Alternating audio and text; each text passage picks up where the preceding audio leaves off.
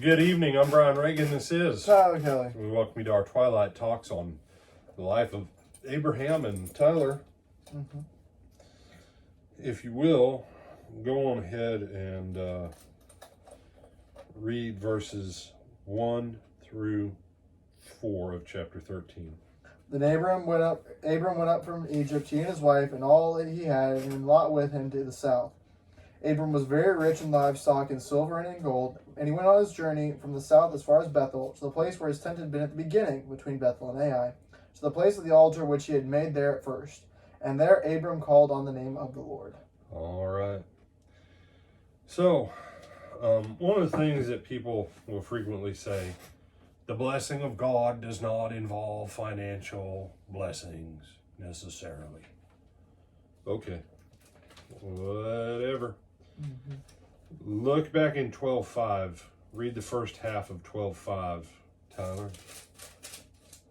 Then Abram took Sarai his wife, and Lot his brother's son, and all their possessions that they had gathered, and people whom they had acquired in Haran, and they departed to go to the land of Canaan. So they came to the land of Canaan. All right. Well, the whole verse works too. Notice what it says. Abram took Sarai his wife, Lot his brother's son, all their possessions, and they'd gathered.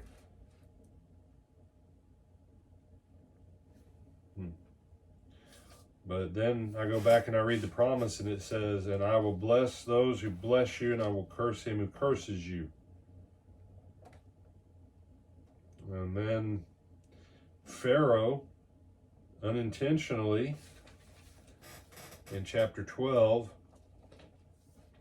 verse 16, says, he treated Abram well for her sake. He had sheep, oxen, male donkeys, male and female servants, female donkeys, and camels.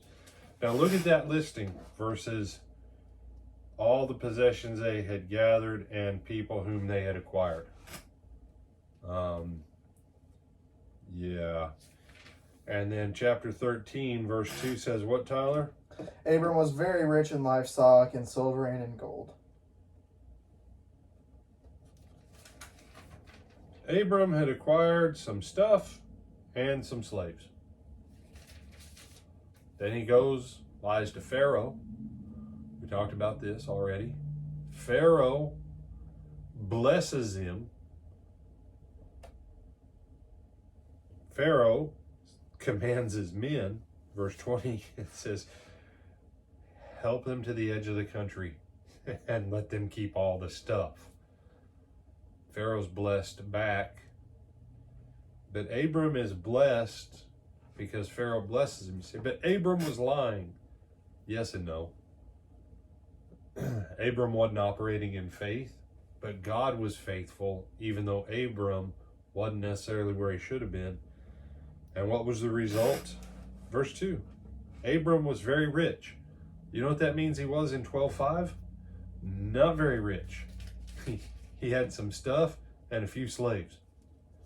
Now he's got gold, he's got silver, and he's very rich in livestock.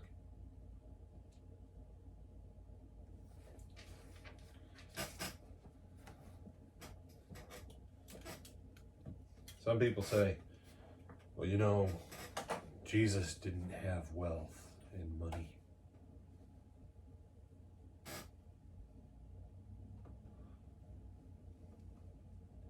Tyler, do poor people need someone to hold the money bag and manage the finances? No, because they don't have enough to have money bags or finances if they're poor. Jesus' ministry lasted about how many years? 3.5-ish. 3.5-ish. Who was in charge of the money for 3.5 years? Judas.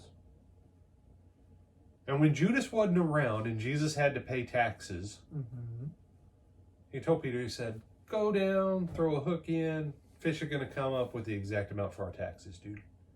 See, that proves that Jesus, no, it just proves that Judas wasn't there with the money bag. Jesus needed to take care of the taxes now. Jesus had enough financial wherewithal that he didn't worry about finances. Judas stole for 3.5 years. And on the night in which Jesus was betrayed, you remember what the apostles thought Judas was going out to do, Tyler? To give money to the poor.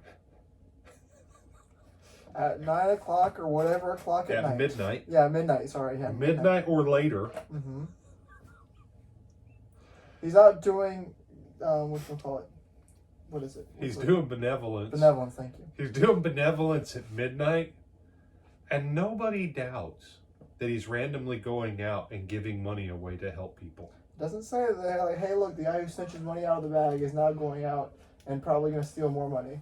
No, now he's just going out to do benevolence at 12 o'clock at night. Part of the blessing of God is that we are blessed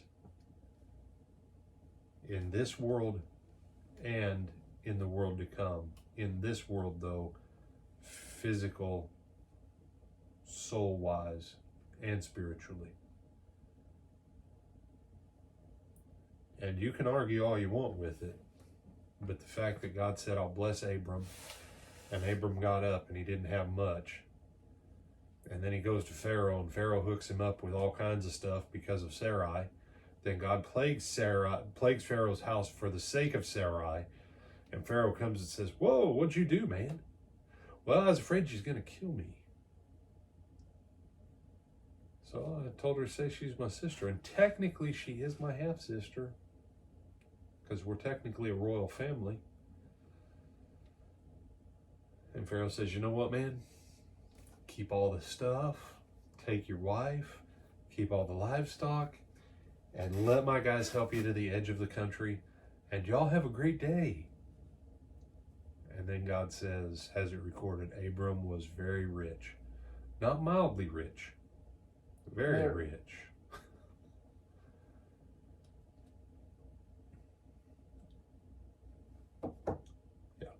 We're going to pause there. We're going to pick more of this up tomorrow night with Lot, Abram, and the blessing. You have anything you want to add, my brother? No, sir. All right, with that, good night, and we'll see you in the morning.